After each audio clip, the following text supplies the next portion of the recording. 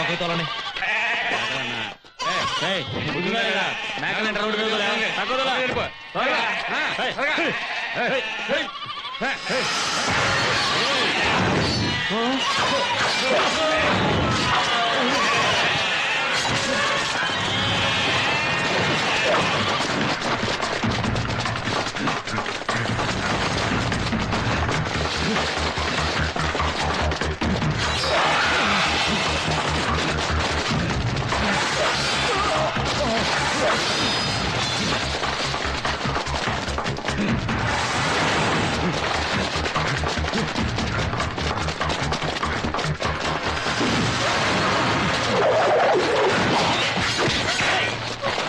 దగ్గరికి వచ్చారంటే దీన్ని పేకి దిగుద్ది.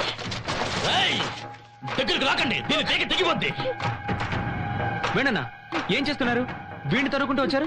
ఓ ఆ రోజు రైల్వే స్టేషన్ నుంచి మనం వచ్చేటప్పుడు మళ్ళీ తరవారని ఇప్పుడు మీరు వాడిని తరుగుతున్నారా? కౌంటర్ కానీ మీ కౌంటర్ ఇప్పుడు రివెంజ్ అయిందే. మన ఇంటి పిల్లని ఇప్పుడు అందంగా వాడి చేతికిచ్చేసారే. ఇప్పుడు ఏం చేయాలనుకుంటున్నారు? కానీ మీకు విషయం తెలుసా, వాడు మీకంటే పెద్ద లూసు.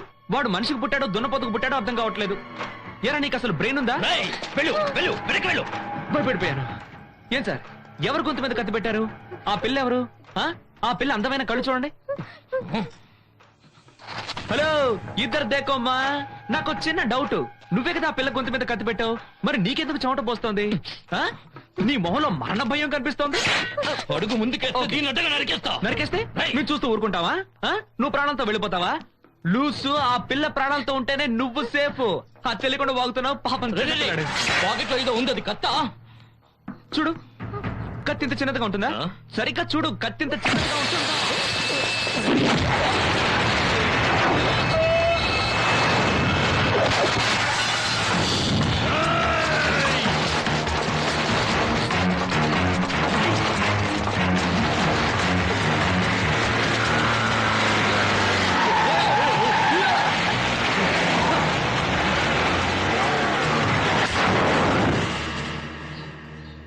బుద్ధి లేదరా నీకు? వాళ్ళని చంపేంత వరకు ఈ మారణ కాన్న ఆగదు పెద్దనా. అందుకే నేను వద్దు వద్దు అని విరక్తితో ఉంటే ఒక్కసారిగా వెళ్ళి మళ్ళీ వాళ్ళని రెచ్చగొట్టావు. ఎవరు నేను గుడికి వెళ్ళావా? గుడికి కాదు, తిన్నగా దేవుడి దగ్గరికి వెళ్ళుండే దానివి. వాడు 4 రోజులు ఇక్కడ ఉండి ఊరు తిరిగి వెళ్ళిపోయేవాడు. ఇక్కడ జరిగే గొడవలు, తగాదాలు, నరుక్కొడాలు, మట్టి మశానం ఏమీ వాడికి తెలియదు. నీకు తెలుసు కదా. భూపతి నాయుడు కుటుంబంలోని వాళ్ళు వేసే ఒక్కొక్క అడుగుని శత్రువులు 1000 కళ్ళతో చూస్తూనే ఉన్నారు. చదువుకున్నారు కదా, ఇక్కడ పరిస్థితికి అనుగుణంగా నడుచుకోవాలనే బుద్ధి జ్ఞానం లేదు. ఎవరికి సార్ బుద్ధి లేదు? పుట్టిన ఊర్లో కనీసం స్వేచ్ఛగా ఒక గుడి కూడా వెళ్ళలేని దుస్థితి కల్పించారే, వాళ్లకుండాలి సార్ బుద్ధి. ఎవరితో మాట్లాడుతావు నువ్వు? ఇక్కడ పరిస్థితి లేకుండా నోడుకు మాట్లాడుకో. ఈ పరిస్థితుల్ని సృష్టించింది ఎవరు? మీరే కదా. ఇదంతా తప్పని మీకెవరికి తెలీదా? నరుక్కొని కొట్టుకొని చచ్చే బదులు కూర్చొని మాట్లాడుకుంటే కాంప్రమైజ్ అవ్వచ్చు కదా. ఎవరైనా చదువుకోనుంటే కాస్త ఆలోచించేవాళ్ళు. అందరూ వేలు ముద్రగాళ్లే కదా.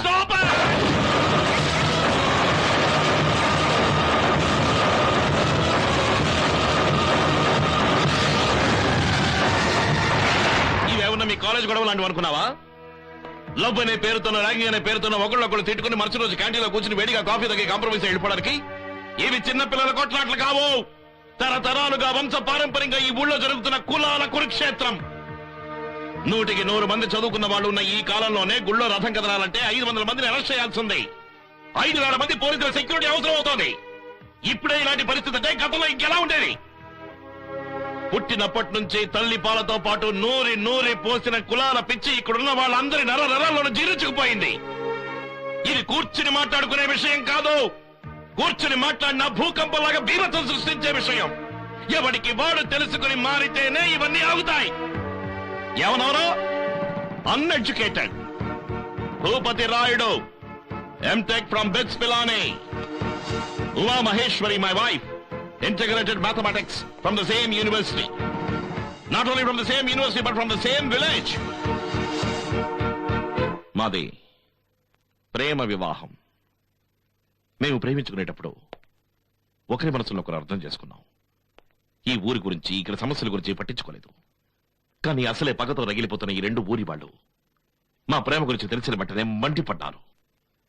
కానీ మా నాన్నగారు, అప్పుడు ఈ గ్రామాధికారిగా ఉన్న మా నాన్నగారు, ఈ పగలు కక్షలో చల్లారడానికి ఇదే సరైన సమయం, ఆ పిల్లని పెళ్లి చేసుకుని తీసుకురారా ఇక్కడికి అన్నారు.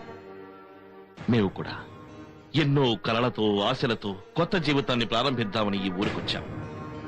కానీ తెచ్చి స్వాగతం పలకాల్సిన మా నాన్నగారిని హత్య చేశారు. గుండె పగిలిపోయి ఏడుస్తున్న మా అమ్మని చూశాను. ఊహ తెలియని వయసులో ఏడుస్తున్న నా తమ్ముణ్ణి చెల్లెల్ని చూశాను. దుమ్మెత్తి పోసే స్త్రీ కులాన్ని చూశాను. కులాల పేరట జరిగిన ఈ హత్యకు ప్రతీకారం తీర్చుకోవాలని రగిలిపోతున్న యువతని చూశాను.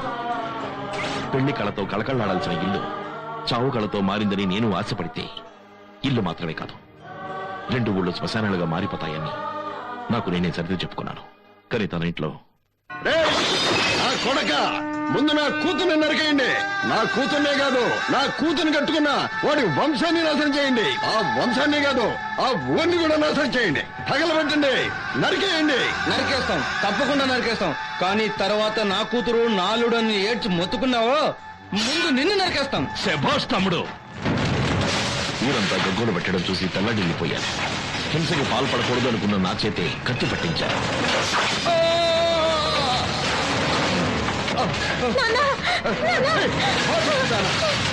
నరికేనా? నరికేనా? అన్నా! అన్నా! నరుకు! ఆ రోజు నేను ఈమె కోసం కింద పడేసిన కత్తిని ఈ రోజు వరకు మళ్ళీ తాకలేదు. ఆ తర్వాత జరిగిన సంఘటనలో గొడవలు ఎన్నో ఉన్నాయి. నేను బయటికి వెళితే తిరిగి ఇంటికి ప్రాణాలతో వస్తానా లేక శవంగా వస్తానా అని తను ప్రతి రోజు పడే బాధ తనకు మాత్రమే తెలుసు. కులాల గొడవల్లో నేను చనిపోతే నా శవాన్ని చూసి నా పిల్లలు కూడా కత్తి పట్టకూడదని, పిల్లల్ని కనకూడదని మేము నిర్ణయించుకున్నాం. మాకిద్దరు పిల్లలు ఉన్నారుగా. తరువాతి తరమైన ఏ భయమూ లేకుండా పగని మర్చిపోయి ప్రశాంతంగా బ్రతకాలని మా ఇంట్లోనే కాదు, ఊళ్ళో ప్రతి ఇంట్లో ఉన్న పిల్లలు బయటూరు వెళ్ళి చదువుకునే ఏర్పాట్లు చేశాను. నేను చేసేది మంచా చెడా అన్నది నాకు తెలియదు. నాకు ఎదుటిపడే ప్రతి వ్యక్తి చేతులెత్తి నాకు నమస్కరించేటప్పుడు నేను మనిషిగా జీవిస్తున్నాననే తృప్తి నాకు మిగులుతోంది. ఏదో కాస్త కోస్త తెలివున్న వాళ్ళ, చదువుకున్న వాళ్ళ నడుచుకుంటానని నేను అనుకుంటున్నా.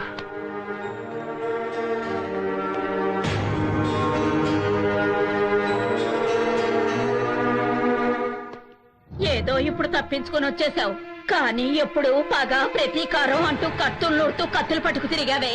మీ జీవితాలనే నాశనం చేసుకున్నారు కదరా. మీ కొంట్లో మాత్రమేరా బలం ఉంది, వాళ్ళకి ఊరే పెద్ద బలం రా. వాళ్ళ ముందు మీరు అసలు నిలబడలేరురా, నిలబడలేరు. మిమ్మల్ని కన్న పాపానికి మీ కాళ్ళు పట్టుకొని బతిమాలుతున్నాను. ఈ పగలు చల్లారేదాకా ఎక్కడికైనా వెళ్ళి దాక్కోండ్రా. పిరికి వాళ్ళగా మమ్మల్ని పారిపోమంటున్నావా? పారిపోమని చెప్పడం లేదురా, మీ ప్రాణాలు దక్కించుకోమని చెప్తున్నాను. రిజిస్టర్ మ్యారేజ్, హనీమూన్, అబ్బాయి అమ్మాయిని క్యాజువల్ గా స్కానింగ్ తీసి చూసే ఈ కాలంలో నిశ్చితార్థం, ముహూర్తం, రిసెప్షన్ అని నీ బాబు డబ్బుల్ని వేస్ట్ చేస్తున్నావే. తప్పకుండా వస్తాను, ఫోన్ పెట్టాయి. సరైన లూస్ లో ఉన్నాడే, ఇంట్లో కూడా కూలింగ్ గ్లాస్ పెట్టుకున్నాడు. అయ్య బాబాయ్ వద్దు. చేతమ్ముడు రిసెప్షన్ అంటున్నావు, పెళ్ళంటున్నావు, నీకేనా? నాకా? రాబోయే బావకి నా అక్కనిచ్చి చేయబోతున్నారంట. నీకు రాబోయే పెళ్ళాన్ని నువ్వెప్పుడు చేసుకోబోతున్నావు? వీలైనంత త్వరలో మంచి ముహూర్తం దొరకగానే. చాలే మరీ మెలికలు తిరిగిపోకు. లవ్ మ్యారేజా అరేంజ్డ్ మ్యారేజా? Love arrange. ఏంటయ్యా కన్ఫ్యూజ్ చేస్తున్నావు? అదేంటంటే ఫస్ట్ మేము లవ్ చేసుకుంటాం, ఆ తర్వాత మా ఇంట్లో అరేంజ్ చేస్తారు అని చెప్తున్నాను అంతే. అయితే పిల్లని చూసావా?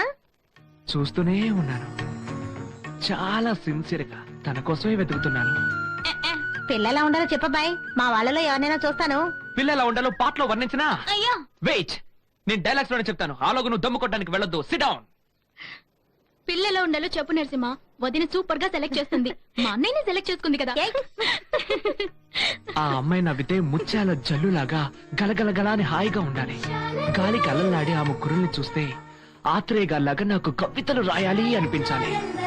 నా మాటలు వినే అందమైన 2 చెవులు చిన్న చిన్న తామర పువ్వులాగా సాఫ్ట్ గా ఉండాలి. నన్ను చూసి మైమర్చిపోయే ఆ 2 కళ్ళు మేఘాల మధ్యలో ఉన్న నక్షత్రాల్లా తలతల తలతలమని మెరిసిపోవాలి. చేతులు 2 ముల్లకాడలాగా, కాళ్ళు 2 పొట్లకాయలాగా ఉండాలి, అంతే కదా? కామాక్షి అమ్మా, ఈ కాపీ పని చూసుకుంటాను. సర్లే తమ్ముడు, వర్ణన బానే ఉంది గాని కట్నం గురించి ఏం చెప్పలేదే? ఈయన కోరుకున్న పిల్ల దొరకాలంటే ఈయన ఎదురుకట్నం ఇచ్చుకోవాలి. ఏమన్నారు ఏమన్నారు? ఎంత డబ్బు ఖర్చైనా సరే, ఎన్ని కోట్లు ఖర్చైనా సరే నేను మా నాన్న ఇవ్వమంటాను. నాకో సందేహం. ఏంది? నువ్వు ఆడపిల్లని చేసుకుంటావా? ఆహా. ఏ ఏయ్ ఏమిటి అడగడం? పిల్లని చేసుకోకపోతే పిల్లని చేసుకుంటాడా? ఎవరికి తెలుసు? ఏంటి? అది కాదు, బేవర్సలాగున్న ఈయనకే ఇంత అత్యాస అంటే దేవతలా ఉన్న మన పాపకి ఎక్కడి నుంచి సంబంధం తేవాలి అని అలా అన్నాను. బేవర్సా